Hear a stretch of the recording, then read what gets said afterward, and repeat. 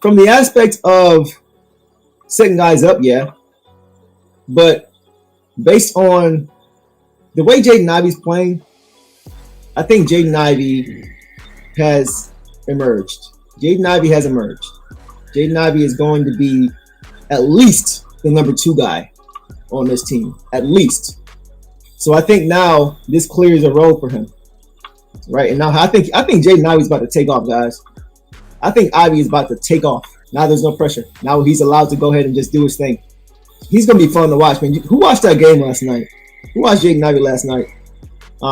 37 points, 6 rebounds, 7 assists. Boy is playing out of his mind. Fourth quarter, he had 19 points. He didn't miss a shot, guys. 5 for 7 from 3-point. The sky's the limit for this kid, guys. And he wants it. He wants it. That's one thing about Jaden Ivey I love, is that he's not afraid. Monty Williams said last night in his postgame that he's fearless, man. Last night you could see in his face, he wanted that game. And he went and took it. He went and got it. On the road, without Cade, without Bogey, against Sacramento, who we struggled with. If you guys remember, last time we played Sacramento, we got blew off the court after scoring 49 points, a record in the first quarter. Remember that? Who remembers that, right? So for us to come out and get this win, I'm seeing progress from these young guys. And that probably reinforced the confidence in a Troy Weaver, in a Monty Williams, that, okay, we can go ahead and move off of some guys here because we have enough here to be able to develop. The Knicks did get better, man. They are stats, man. I just don't know if they're going to have enough time this season to be able to gel. That's going to be the question. Is Bojan going to be able to gel? Is Alec Burks going to be able to fit with that role? We all know Tom Thibodeau is a defensive-minded coach first, and he requires a lot of his guys defensively. We all know Bogey's not a defender. So what does that do for their defense? Are they going to try to hide him? That remains to be seen. I think Alec Burks is going to be fine. He's just going to play. He's going to have the same exact role he had here. Off the bench, instant offense. Right? But once again, defensively, he's going to be asked to do more. He's not going to be allowed to rest defensively. Thibodeau, he's a dog when it comes to that. He's a militant when it comes to defense. You're not playing defense, you're not playing. Straight up when it comes to him. There ain't no pulling you to the side. Okay, now get back out there. No, sit down. That's Tom Thibodeau. So they lost a lot. They lost a lot defensively because we got Grimes, right? Grimes is a great defender. So yeah, 2K4 Mines, yeah, they lost a lot defensively, but offensively, they are scary, man. And they are still good defensively. I'm not saying they're not good; they're still good defensively, but they're gonna be scary. Yeah, Grimes is an elite defender, guys. Who were you guys the most happy with? Like, who were you guys most excited about from these moves today? Is anybody excited at all about anybody? Does anything stand out to you?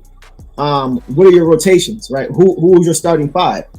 I personally would like to see a starting 5, like I mentioned earlier, I'm still trying to figure it out because I haven't decided on Stu yet. I think Stu can be the 4 of the future with Duran in the front court, but I'm not sure yet.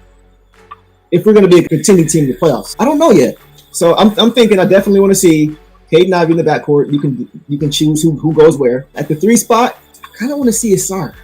Well, let's just do this. 3-4, right? This is what my alternative to Stu starting. 3-4, I wouldn't mind seeing Asar and Fontecchio together at that 3-4 spot. Because with Asar starting, you need to have at least one more shooter in that front court. Because Duran's not a 3-point threat. He's not a shooter, right? He's a paint guy. We know that. If you start Asar at the 3, I like Fontecchio at the 4. And in that way, it kind of helps you a little bit shooting. So that way, it's not just clogging the paint. And at the 5, you got Duran. Or you can go with Asar or Fontecchio at the 3 and Stu at the 4, right? Now, you would have to, trust that Stu's going to continue to get better as a shooter, which I believe he's going to. But the question is, are other teams going to? And I mentioned this before in a previous stream. But guys like Mike Muscala and Gallinari, around the league, they're known as shooters because they've done it long enough to have proven that they are shooters. Stu hasn't had the opportunity yet to do that long term. This is his first season where he's stretching the floor consistently from 3-point. And he's been solid. He needs to prove it a little bit more to guys. And that's important. That's really all that matters, is how he is the respect that he has around the league. If we think he's a good shooter, but other teams don't think he's a good shooter, defensively, we're not going to have spacing. Cade, Ivey, Grimes, Stu. Okay, so you like Stu. You like Stu at the 4. I'm not mad at that. She has to come off the bench. I'm sorry. Okay, so guys, if you don't think Stu was the starter, then who was the starter that round going to play the game? Bars. If you don't think Stu was the starter, then who was the starter? Right? Okay, Posky has KD 3. Okay. I don't agree with that. I still don't want Kate at the 3 long term. Is it like I don't want him pigeonholed there? Stu can be like Jalen Williams. Oh, okay. I like that, Dewan. This is interesting. I like this discourse because it just shows that we have so many options now. That's what I like, guys. Like we have options.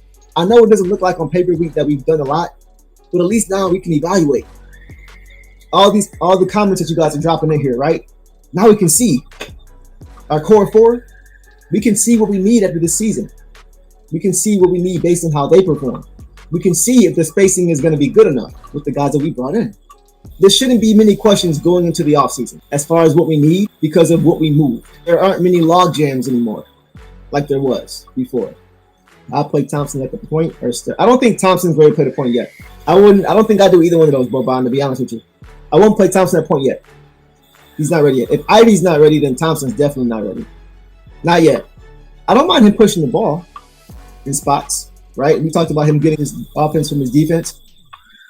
I don't mind him taking the ball off the rim of a missed shot and pushing the ball. We saw him with Rico Hines, right, when they were all there. And he was taking the ball off the rim and pushing it. Kate wasn't looking for the ball. Ivy wasn't looking for the ball. They were running down court. So I like him pushing a fast break. I don't mind him leading a fast break, or I don't mind him on the wing. Either way. If the ball is being pushed, I like Asar in that situation. Either way. I won't mind Grimes starting instead of Thompson as long as Thompson gets his. Yeah, that may be a battle that gets decided between now and next season. That may be something to keep an eye on. I want to see Asar more because I love his game. He does so much. Once he truly learn how to shoot, Asar can be a problem. Yeah, he's going to be a problem, bro. Guys, this is what I wanted to say too. So many people were blowing up my Twitter notifications and my Instagram and my YouTube. Like, guys, everybody's saying, we didn't make a move. Guys, we have our stars. Listen to me. We have our stars. They're already here. The guys that we're looking to get, they're already on the team. Cade, Ivy, Duren, potentially Asar. Those are our guys. If we want to go and look to get one more, maybe. Okay, cool. But not until we figure out who these guys are first. When they play together. How many games have the 4 of those guys played together this season? We don't know what we have yet. And I think that's what Troy was trying to do. He wants to see what he has now.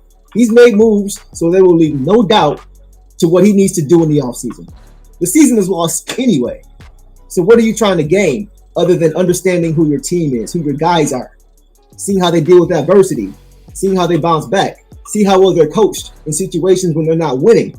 Those are the things we can find out now. But those guys can all be star players. They can all be at least high-end role players, like guys like Asar. He could be at the very least, a high-end role player.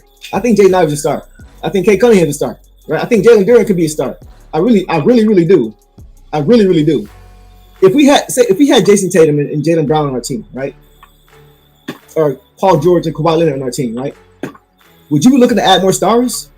Or would you be looking to add more complementary guys around them? I think people just don't see what these guys can be. Or they just don't realize it because they're not there. But you got to be able to look forward.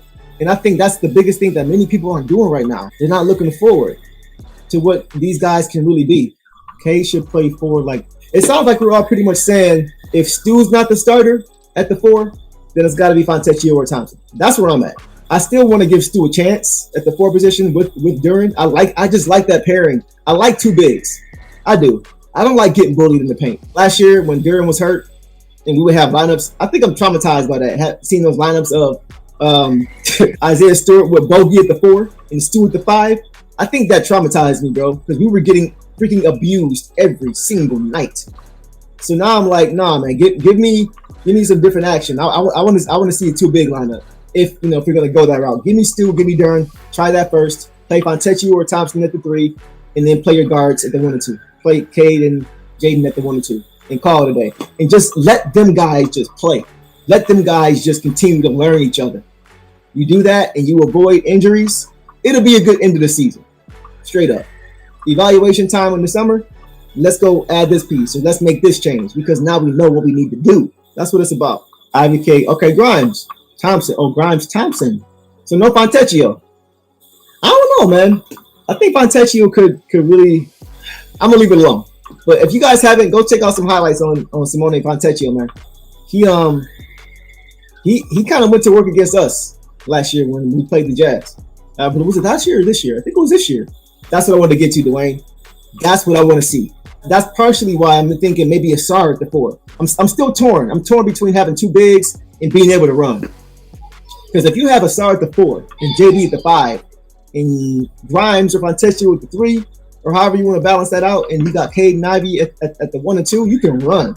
You can run. You got the gym. Because not only do you have the size and athleticism, you're young. You are young, right? I want to see these guys running. And I also think that's going to incentivize guys to play harder defensively, right? Incentivize them, play harder defensively. Let's see that as well. It's a lot of things that we have to look forward to. I know this isn't our greatest day, but there are a lot of things we can look forward to, guys. And I'm not just trying to be positive. I promise you. I'm just trying to be realistic, and I'm not trying to overreact because I still feel like we're in an okay position. We're in the same position. We're still 7-43. If you would have been happy with us getting a star, then that means you have no long-term vision whatsoever. I'm just sorry. It's hard to break it to you, but that's not how it works, man. And I don't like the ball sticking. When Bogey plays a lot of times, the ball will stick, and guys will ball watch. They want him to go make a play. That doesn't work well for Monty Williams' 0.5 offense. The ball can't stick. Now that we don't have a go-to guy, like a go-to scorer, that means what? Ball has to move. So I like what we have, guys. I do. I like what we have. I'm going to be very curious watching the rest of the season play out. I'm paying attention to all the young guys and seeing how they adapt to their roles being adjusted. I want to see what they do. I want to see who steps up to the challenge. And I think Troy does too, and that's why he made the move. So that way they kind of get pushed into the spotlight to have to prove it. Yeah, Kay should say Paul Pierce get more off ball and let Ivan the point. Kay can still, of course, play. I don't think, at least right now, either one of those guys, Kay and Jaden, should predominantly just be the ball handler. That cuts down on your unpredictability. I don't know if that's what Monty wants or not. I know he had Chris Paul when he was in Phoenix, but I don't want to see the ball just in one guy's hands predominantly setting up the play every single time down court. I don't want to see that. It slows the game down, and it also makes you more predictable. That would be too predictable of an offense. I don't think it'd be effective. You cannot be your real Pistons team with vets that don't play defense. Great move in the past months to get the vets. Yes, that's the point. That's the point right there. We're built on defense. I love Bogdanovich offensively. He didn't play like a defense. He wasn't able to play defense. I don't understand why people are so upset. The only reason I would be upset if I were anybody here would be if you were upset with the return that we got. But once again, I don't think the focus was on the return. I think the focus was on getting these guys more opportunity by any means necessary. I think it would have been worse if we would have said, nah, that's not enough of a return for us for these veterans, so we're just going to stand pat. That hurts you more because now you still don't know what you have by season's end because you have guys in their way. You have guys in the young guys' way. It would have been worse, in my opinion, to not make any moves because the value wasn't there. It's almost like you got to bite the bullet in order to enable yourself to be in a situation to where the young guys can play. This was the only way. Killian didn't have much value. Kevin Knox didn't have much value, right? These guys didn't have much value. I don't think Monte Morris had a lot of value. So, in the point of moving all those guys was to get the young guys involved. You got to pick your poison. Would you rather have stand pat and said, well, at least Troy didn't make that move because we could have got some more. But guess what? Bogey's still here. Monte Morris is still here. All these guys are still in the way. Or do you take 50 cents on the dollar now for this one time, for this one offseason, for this one trade deadline, in order to build out your team around the core that you know you have? That's what I think Troy Weaver was trying to do with this situation, with this team. And I think he did a good job of it. I think he would have wanted to get more if he could have gotten more. Right? Nobody wanted to see Killian Hayes, who was a number 7 pick, go for nothing. You think Troy wanted to see them guys go for nothing? That just tells you that there wasn't any value there. But guess what? The bottom line is we still got to move off these guys, whether they're giving us value back or not, because they are in the way. And when I say in the way, I mean in the way of the young guys. I hope what I'm saying is making sense, guys, because you got to think about it from a different perspective other than wins and losses or what we're going to do this season or We don't have any big names. You got to look at the longer term. That's kind of what I'm trying to get to, guys. You just got to trust the process, man. And I know it's hard. I know a lot of guys are not happy with Troy Weaver. I understand it, but I understand him too. I'm gonna just be honest with you. I don't get paid by anybody, y'all. This is just me and my love for the Pistons. Me and King. One thing about us, we don't say things just because of who we know or what we're trying to get. No, I don't care. I don't care, man. This is my team. I've been following this team for 20 plus years. Nobody's gonna have me influenced to think something else that's not my own thought. But I do understand both sides of the coin at the same time. And that's what I think is taking place here. Troy Weaver did a good job bringing in younger there you go. Everybody just needs to chill, man. Like, it's not the worst day in the world. I'll say it again. Could we have gotten back more? Maybe. But if we could have, why didn't we? You don't think Troy was on the phones? You think Troy just got in the phones today and said, oh, let me just see what's available today? You don't think he's going to work on the phones? That's what I'm saying. We don't know. We can easily assume, oh, we should have got more. Okay, then what should we have gotten? We can't make other teams give us stuff. We can't. And think about it. GMs are GMs for a reason. They're watching.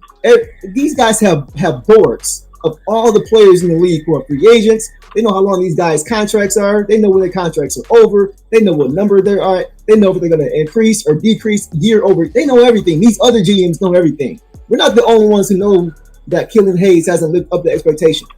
We're not the only ones who know that Monte Morris really didn't do much when he was here. We're not the only ones that know that Kevin Knox has been here twice. We're not the only ones that know that. They know that too.